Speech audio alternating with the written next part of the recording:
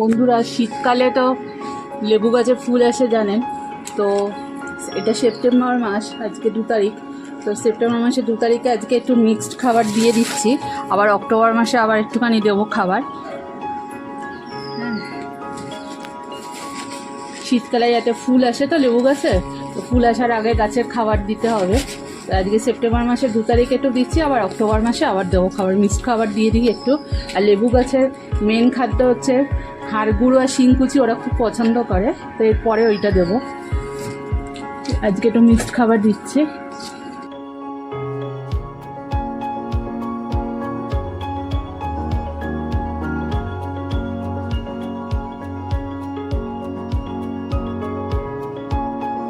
এই এক ফুটো ফুটো করে দিয়ে দিচ্ছি।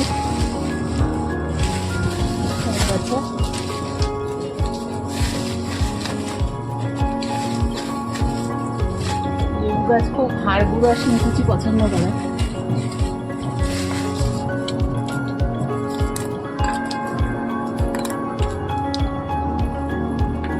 আগাছা খুব জন্মায় যতই পরিষ্কার করি না কেন, খাবারগুলো সব আগাছা খেয়ে নেবে পরিষ্কার না করে দিলে।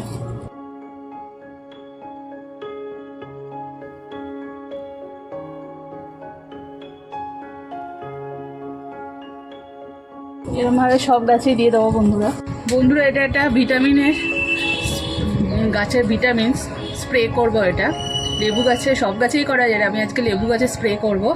হ্যাঁ, এটা আমার 2 লিটারের স্প্রের বোতল। আমি এটা 2 ml নিয়েছি, 2 ml নিয়েছি, নিয়ে এবার আমি স্প্রে করব। এর সঙ্গে দেখুন বন্ধুরা, আমি এই স্টিকারটা মিশাবো। এই স্টিকারটা দিলে পরে কি হয়, এটা আঠার মতো পাতার সঙ্গে লেগে থাকে, বৃষ্টি টিষ্টিতে ধুয়ে যাবে না। এটা পরিমাণ মতো নেব আমি।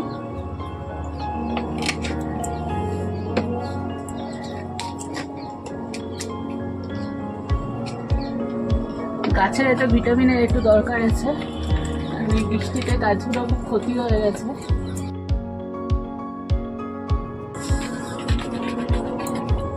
নাড়িয়ে নিলাম।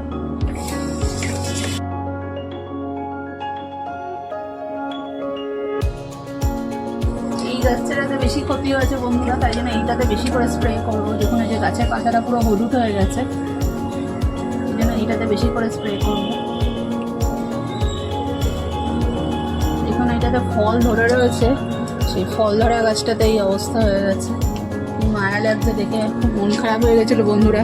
ওই জন্য আমি 4-5 দিন ছাদেই উঠিনি এই গাছটাকে দেখে, একটা মন খারাপ হয়ে গেছিলো।